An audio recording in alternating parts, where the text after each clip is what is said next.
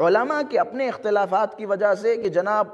محرم کے مہینے میں فلاں صاحب کہہ رہا ہے کہ ممبر سے یہ چیز بیان ہونی چاہیے، فلاں صاحب کہہ رہے ہیں نہیں اگر یہ چیز بیان ہو جائے گی تو ہمارے نکاح ٹوٹ جائیں گے، مثال کے طور پہ دونوں کی اپنی اپنی ضدیں، دونوں کے اپنے اپنے مفاد نہیں کہہ سکتا، اپنی اپنی فکر، اپنی اپنی رائے۔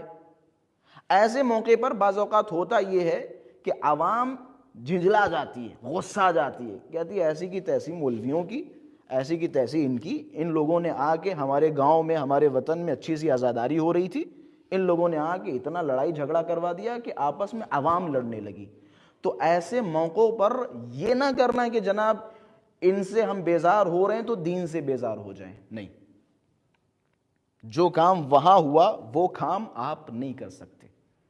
ایسے موقع پہ آپ کا کیا فرض ہے؟ ایسا تو نہیں ہے اگر 10 لوگ لڑ رہے ہیں تو 10 کے 10 باطل ہیں، نہیں، ان میں سے حق بھی ہیں باطل بھی ہیں۔ ہمارا اور آپ کا فریضہ کیا ہے؟ وہ چشمہ جو آل محمد نے دیا اس چشمے کو اپنی آنکھوں پہ لگائیں اور پھر سرچ کریں۔ جب بہت زیادہ کشمکش کا شکار ہوں تو یہ برسٹل میں حسینیہ فاؤنڈیشن میں بھی ایک چھوٹی سی لائبریری رکھی ہوئی ہے، اس سے تھوڑی سی دوستی بڑھانا۔ جو بہت زیادہ پریشان ہو جاؤ، دین کی اگر محبت ہے، دین کی محبت ہے، یہ جو بعض اوقات کہتے ہیں جناب ٹائم نہیں مل پاتا، دیکھیں مسئلہ یہ ہے کہ اگر آپ نے یہ سوچ لیا کہ 1 گھنٹہ یا 1.5 گھنٹہ زیغم الغروی کو سن کے ہم نمی دنم جنتی ہو جائیں گے اور ہمارا دین سنور جائے گا، تو معذرت کے ساتھ حضرت الف آپ سے بڑا کوئی بے وقوف نہیں ہے۔ اگر آپ نے یہ سوچ لیا کہ فلاں صاحب کے 1 گھنٹے کے بیان سے، نہیں آقا جان، آخر الزمان ہے،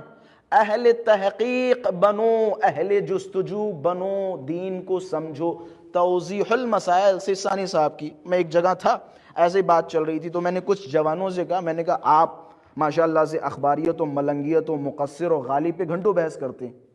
کئی جوان بچے بیٹھے ہوئے تھے، میں نے کہا بسم اللہ، تم میں سے کتنے ایسے ہیں کہ جس نے سیستانی صاحب کا توضیح المسائل پڑھا ہو؟ تقلید کو ڈیفینڈ کرنے والے،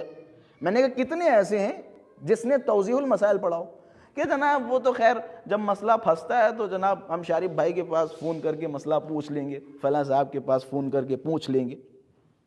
پہلے صفحے پہ توضیح المسائل کے لکھا ہوتا ہے، اگر اشتباہ نہ کروں، یجب علی کافۃ المکلفین، اس طریقے سے ہر مکلف پہ واجب ہے کہ ان مسائل کو جانے۔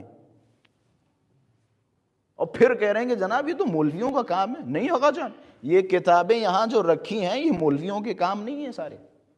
یہ کتابیں آپ کے لیے ہیں۔ میں اکثر یہ حدیث پڑھتا رہتا ہوں، من دخل فی ھذا الدین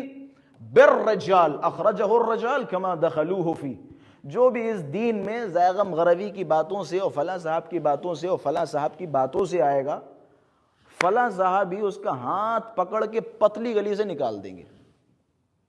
دین میں اگر میری باتیں سن کے آؤ گے تو میں ہی ایک دن ورغلاؤں گا، برین واش کروں گا اور دین سے نکال دوں گا۔ لیکن وَمَن دَخَلَ فِي هَذَا الدِّينِ بِالْكِتَابِ وَالسُّنَّةِ زَالَتِ الْجِبَالُ قَبْلَ أَن يَزُولَ،